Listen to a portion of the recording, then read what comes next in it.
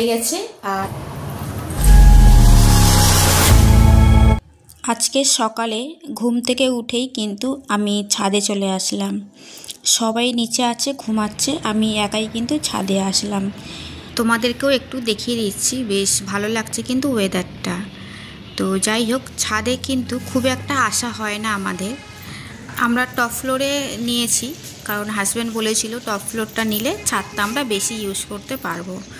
তো টপ ফ্লোরটা নেওয়া হয়েছে, বাট ছাদ ইউজ হয় না। হ্যালো বন্ধুরা, গুড মর্নিং সবাইকে।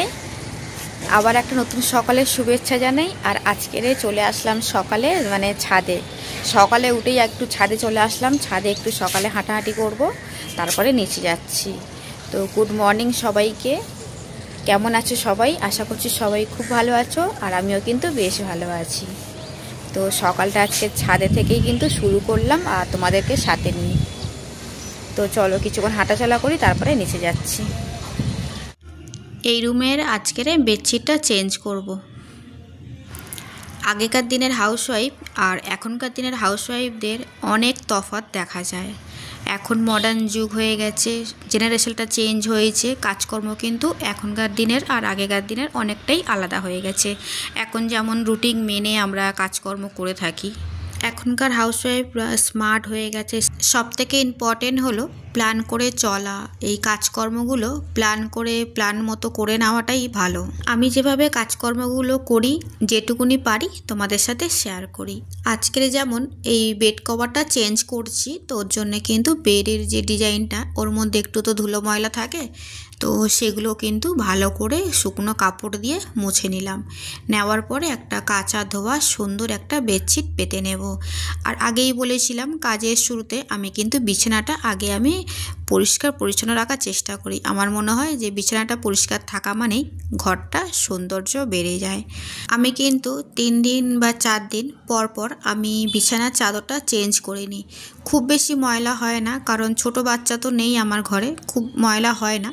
তাও আমার মনে হয় যে চাদরটা চেঞ্জ করলে না বেশ ভালো লাগে। কাঁচা ধোয়া চাদরটা যখন পাতা হয় বেশ সুন্দর লাগে দেখতে, আর আমরা যখন ব্যবহার করি তখন তো আরোই ভালো লাগে। তো যাই হোক, ওদিকে বিছানাটা আমার পুরো পরিষ্কার হয়ে গেছে। তারপর এদিকে চলে আসলাম, ড্রেসিং টেবিলটা হালকা মুছে নেব। রোজের যে ধুলোটা পড়ে ওইটা রোজেরটা রোজ মুছে নেওয়াটাই ভালো। ডিপ ক্লিনের ওয়েট আমি করি না, রোজের যতটা ময়লা থাকে ততটা কিন্তু আমি রেগুলারই ওটা মুছে নিই। তো এদিকে কিন্তু ড্রেসিং টেবিলটাও মুছে নিলাম। আর টেবিলের জিনিসপত্রগুলো এলোমেলো হয়ে আছে, তার কারণ আমি বলছি। আমি যেহেতু সকালে অফিসে যাই, তো তখন একটু রেডি হতে হয়, তো তার জন্যে মানে কানের দুল, ক্লিপ, গার্ডার এই সমস্ত কিন্তু টেবিলের মধ্যে এলোমেলো হয়ে পড়ে থাকে। সকাল টাইমটাই তখন সবাই ঘুমায়, আমি আর লাইট অন করি না, অফ থাকে। তো যেটুকুনি পারি রেডি হয়ে আমি বেরিয়ে পড়ি, ওর জন্যে কিন্তু ওইভাবে টেবিলটা এলোমেলো হয়ে থাকে। তারপরে যখন বাড়িতে ফিরি সমস্ত কাজকর্মগুলো করি, সাথে আমি টেবিলটাও মুছে এবং যেটা যেখানেকার জিনিস সেটা সেই মতো গুছিয়ে আমি রেখে দিই। আমার আগের ব্লগে বেশ কয়েকজন কমেন্ট করেছিল, জিজ্ঞাসা করেছিল যে আমি কি জব করি, আমি কি কাজ করি। তো তাদেরকেই মানে বলছি আমি যে জব করি না, আমার নিজস্ব একটা ছোটোখাটো বিজনেস আছে। আমি আয়া সার্ভিস দিই, আমার আয়া সেন্টার আছে। আমি সকালে যাই এবং বিকালেও যাই, বাকি সারাদিন বাড়িতে থাকি। তো সকালে তো রেগুলারই আমাকে যেতে হয়, তবে বিকালে কিন্তু প্রতিদিন আমি যাই না, কোনো দিন যাই, আর কখনো কখনো হাজব্যান্ড যায়।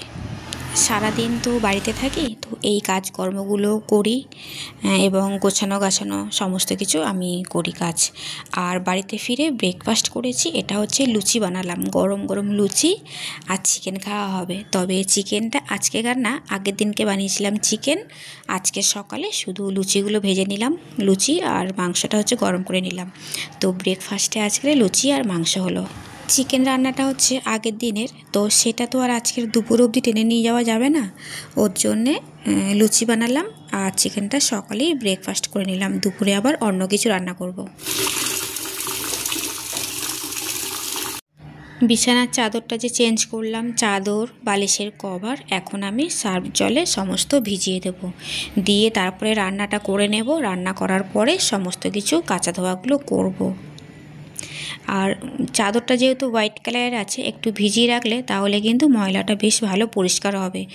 আর যেহেতু বললাম না 3 দিন 4 দিন পর পর আমার বেডশিটটা চেঞ্জ করি, তো ওই জন্য কিন্তু খুব বেশি ময়লা হয় না, তাও বেশ কিছুক্ষণ ভিজিয়ে রাখলে ভালো। এবার চলো কি রান্নাবান্না করলাম সেটা একবার তোমাদেরকে দেখিয়ে দিই। ভাতের মধ্যে দিয়েছিলাম করলা আর একটু আলু। এটা হচ্ছে মেয়ে আর হাজব্যান্ড খাবে, আমি খাই না, উচ্ছে তিতো। তো এদিকে লেবু কেটে নিয়েছি, গন্ধরাজ লেবু, আর সাথে এটা সয়াবিন করেছি। সয়াবিনটা হচ্ছে বাবুর জন্য, ও মাছ খায় না।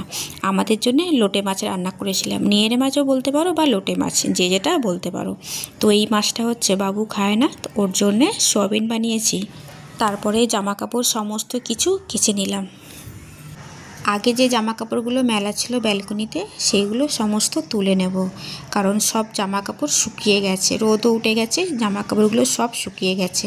সমস্ত কিছু তুলে নেব, নিয়ে যেগুলো কেচেছি সেগুলো আবার মেলে দেবো, দিয়ে আবার কিন্তু আমি এগুলো সাথে সাথেই ভাঁজ করে রেখে দিই ওয়ারড্রপে।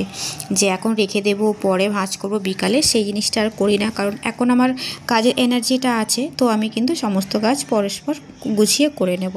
বিকেল টাইমটা হয়ে গেলে না আমার কাজের কোনো এনার্জি থাকে না, কোনোটাই কিছু করতে ভালো লাগে না। আমি সকাল থেকে দুপুর পর্যন্ত পুরো ফুল এনার্জি নিয়ে আমি সমস্ত কাজকর্মগুলো করি। তো এইগুলো এখন রেখে দিই, সমস্ত মেলা হয়ে যাবে, সাথে সাথে আমি সব জামা কাপড় আবার ভাঁজ করে ওয়ারড্রপে গুছিয়ে রেখে দেবো। আমার এই কাজকর্ম তোমাদের যদি একটু কোথাও ভালো লেগে থাকে তাহলে ভিডিওতে একটা লাইক আর চ্যানেলটাকে সাবস্ক্রাইব করে পাশে থাকতে পারো। যারা যারা এই কাজগুলো আগে থেকে করে রেখেছো তাদের সবাইকে জানাই অনেক অনেক ধন্যবাদ। আর যারা যারা এটা করোনি তারা করে আমার পাশে থাকতে পারো। সকালে আমি অফিসে যাই আগে, তো অফিস থেকে বাড়িতে ফিরে কিন্তু ব্রেকফাস্টটা আগে করে নিই। ব্রেকফাস্ট তো করতেই হবে, খালি পেটে তো আর এত কাজ করা যাবে না। তো ব্রেকফাস্টটা করার পরে কিন্তু কনস্ট্যান্ট আমি দুপুর পর্যন্ত ফুল এনার্জি নিয়ে কাজ করি।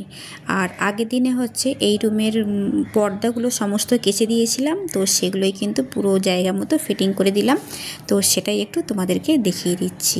আর আজকেরও কাচবো, তবে অন্য রুমে পর্দা কাচবো, ওটা তোমরা নেক্সট ভিডিওতে পাবে। আমার সমস্ত কাজকর্ম হয়ে গেছে আর রান্নাও করা হয়ে গেছে, কিন্তু এখন হচ্ছে হাজব্যান্ড আসেনি, হাজব্যান্ড হলে খাওয়া দাওয়া করব। আর ভিডিওটা কিন্তু এখন এখানেই এন্ড করছি। চলো সবাইকে টাটা, বাই বাই। সবাই ভালো থেকো, সুস্থ থেকো, অলওয়েজ হাসি খুশি থেকো। আমার ভিডিও ভালো লেগে থাকলে তাহলে কিন্তু লাইক শেয়ার কমেন্ট অবশ্যই করো। যারা যারা এখনো পর্যন্ত চ্যানেলটাকে সাবস্ক্রাইব করোনি তো ঝটপট সাবস্ক্রাইব করে পাশে থেকো।